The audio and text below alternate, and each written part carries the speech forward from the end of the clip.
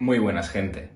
Imagino que ya muchos estáis enterados de la polémica desatada entre Gamac y la compañía Games Workshop, y estoy seguro que os habéis enfrascado en acalorados debates sobre este tema. En el vídeo de hoy vengo a dar mi particular análisis y punto de vista sobre este asunto. Pero antes es necesario ampliar el foco y hablar sobre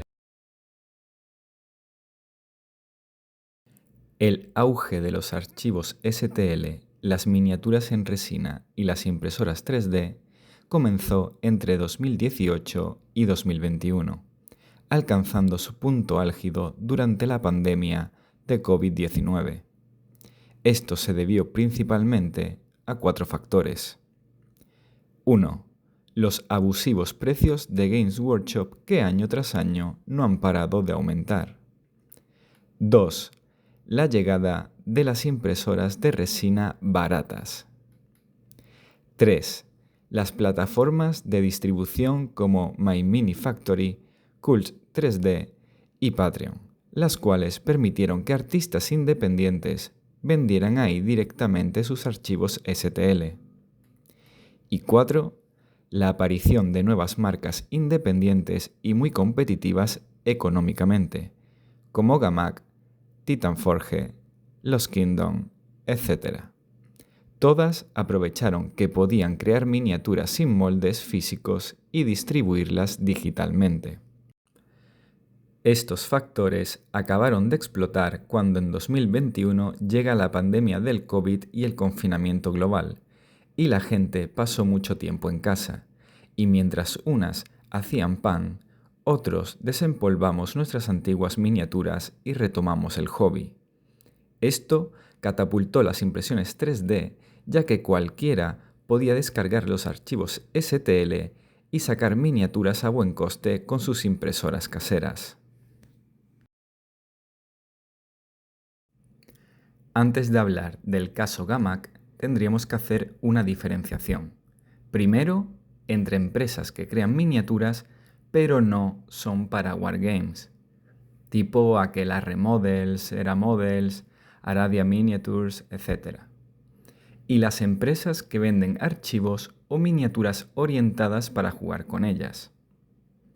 Dentro de estas últimas habría que hacer otra diferenciación entre aquellas que crean miniaturas o piezas de escenografía para jugar a rol u otros juegos de mesa y aquellas que sacan modelos compatibles con cualquiera de las modalidades de juego de la empresa Games Workshop. Centrándonos en estas últimas, para el caso que nos ocupa, a nadie debería de sorprender que se dijera que estas empresas actúan como auténticas rémoras del tiburón que es la empresa Games Workshop. Para quien no lo sepa, las rémoras son unos peces marinos que se adhieren con una ventosa al cuerpo del tiburón, yendo donde va él, y alimentándose de los restos de comida que se desprenden de la boca de este depredador. Todos sabemos que si Games Workshop saca, por ejemplo, Skaven, el resto de rémoras se pondrán a sacar modelos más o menos parecidos de este nuevo ejército, arrebatándole clientela, que ya sea por gusto personal o por cuestiones económicas, prefieren adquirir estos modelos de resina. Debido a todo esto, la empresa de Warhammer, a comienzos de 2023, contactó con Gamac para que eliminase modelos de su catálogo porque infringía los derechos de autor. Parece ser que aquí gira una gran parte, si no principalmente, el debate. Evidentemente, los artistas de Games Workshop, al igual que cualquier persona, para crear algo nuevo, deben de recurrir a elementos existentes o que ya existían. Pongamos por ejemplo el concepto de minotauro o de centauro creado por los griegos. Estas figuras mitológicas surgen de combinar el toro y el caballo con un ser humano. Evidentemente, Games Workshop no puede decir que el concepto de centauro o de minotauro le pertenece. Pero imaginemos que yo creo una obra donde aparecen 4 centauros con lanza y escudo, que tiran de una especie de carruaje con un estilo grecorromano, y que sobre él va montado un minotauro con un gran arco gigante. Este modelo, este concepto, es una creación original mía para mi juego. Y ni a mí ni a nadie nos gustaría que otras personas sacasen una obra parecida. Por ejemplo, que en vez de arco el minotauro llevase un gran hacha, o que los centauros en vez de ser hombres fuesen mujeres, etc. Aprovechándose de nuestra creatividad y sacando rédito económico por ello, y que encima hubiese gente que la usase para jugar a nuestro juego. Analicemos ahora lo que nos cuenta Francesco Pizzo, fundador de Gamac, en los vídeos que ha subido a su canal de YouTube comentando lo ocurrido. En el primero nos informa que tras negarse a eliminar sus modelos tanto él como las empresas de Patreon o My Mini Factory, la cosa escaló hasta convertirse en una demanda en enero de 2025. La demanda no incluyó ninguna acusación por infracción de derechos de autor, sino que se presentó como competencia desleal, alegando, en esencia, que crear modelos compatibles con los juegos de Game Workshop es ilegal. Esta afirmación supone una amenaza real para cientos de empresas que producen miniaturas para el mercado de Wargames. Francesco continúa diciendo que, teniendo en cuenta que Games Workshop no puede reclamar derechos exclusivos sobre el estilo Grimdark y que su propiedad intelectual se considera por muchos como derivada de los libros de Tolkien, la mitología y la ciencia ficción literaria y cinematográfica, este enfoque resulta aún más inaceptable. De hecho, en el segundo vídeo muestra un águila vendida por Games Workshop que carece del requisito de novedad, originalidad y creatividad, para que se le conceda una protección que impida a cualquier otra empresa crear y vender otra águila, siempre que no sea una copia exacta de la de Games Workshop. En el tercer vídeo hace más o menos algo parecido con varios ejemplos que pone. Por último, concluye que, por todas estas razones, y por mi propia lucha para poder seguir trabajando en este campo y mantener a mi familia, estoy recaudando fondos para defenderme, sentar un precedente y mantener abiertas las puertas creativas del wargame de mesa. Por favor, dona, comparte y apóyanos hoy. Evidentemente, Francesco no va a tirar piedras sobre su propio tejado, y nos pone ejemplos que reman a su favor, pero ¿por qué no pone el ejemplo de este carruaje? ¿O de esta unidad de Goblin? ¿Qué me dices de estos Skaven?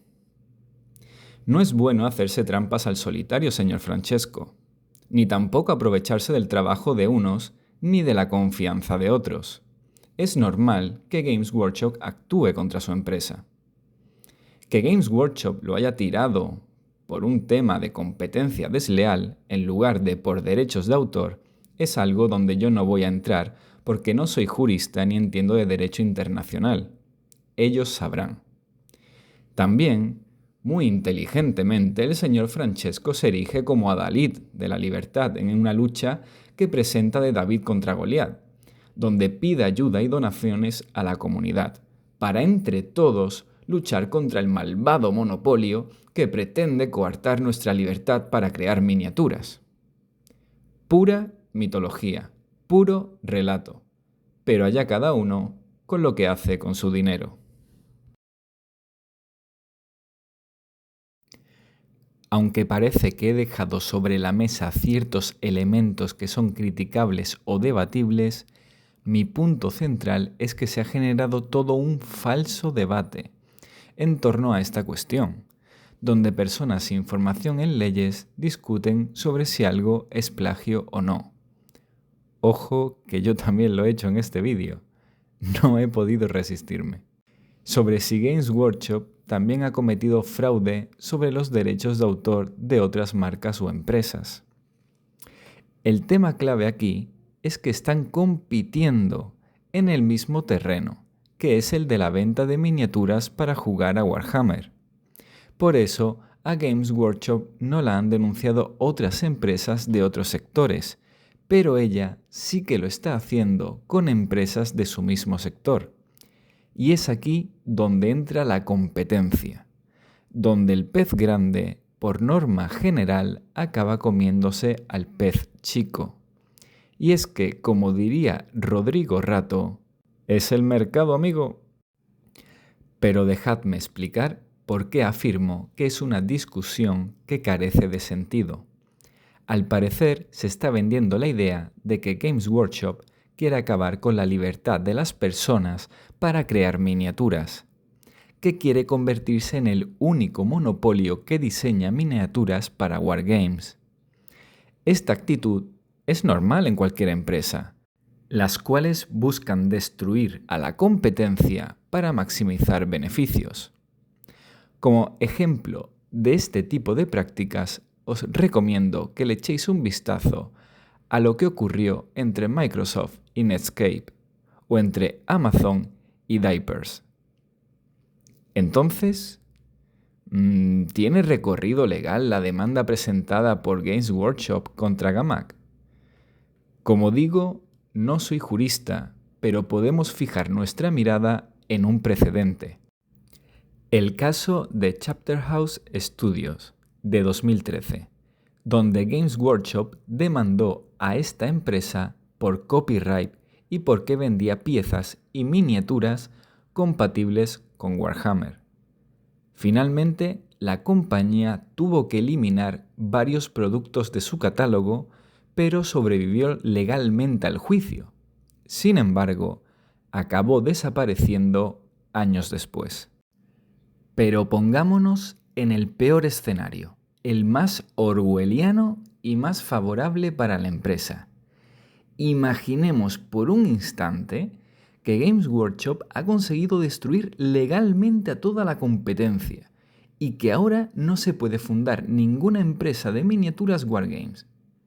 ¿Significa esto que a partir de entonces los consumidores estamos obligados a comprar únicamente miniaturas de la empresa para hacer conversiones o jugar a cualquier wargame? Evidentemente no. Esto sería comprar el argumento de que la ilegalización de algo supone que ese algo deje de existir. Y esto no funciona así, amigos. Como digo al comienzo del vídeo, la demanda no desaparece por prohibirla, simplemente cambia de mercado. Efectivamente, allí donde hay demanda, hay mercado, aunque esté ilegalizado. No hace falta que nos vayamos al ejemplo de las drogas para mostrar esto. Podemos tomar de ejemplo casos que ocurren en nuestro hobby. Los chinos, esas empresas ilegales que se mueven en pequeñas comunidades y que literalmente te venden miniaturas o archivos STL de la propia Games Workshop. ¿Por qué existen? Pues porque hay demanda. Por tanto, mientras haya consumidores que quieran miniaturas diferentes a las de Games Workshop, habrá empresas que lo ofertarán. Pero ahora lo tendrían que hacer en negro y extremando las precauciones. Por eso, afirmo que este debate en el fondo carece de sentido. Así que, amigos, no, Games Workshop no se va a cargar la libertad para que la gente cree nuevas miniaturas para wargames. Lo único que hay aquí es una guerra empresarial, donde uno está harto de que le plagien y le roben clientela con sus ideas, y otros no quieren trabajar en negro, prefieren seguir como hasta ahora, viviendo de manera legal y cotizando gracias a papá Games Workshop. Pero lo vuelvo a remarcar, esto no es una lucha contra la libertad. No os preocupéis que los consumidores vamos a seguir pudiendo adquirir diferentes modelos de miniaturas que no sean únicamente los de la empresa Games Workshop, aunque acabemos situándonos en el peor y más improbable escenario.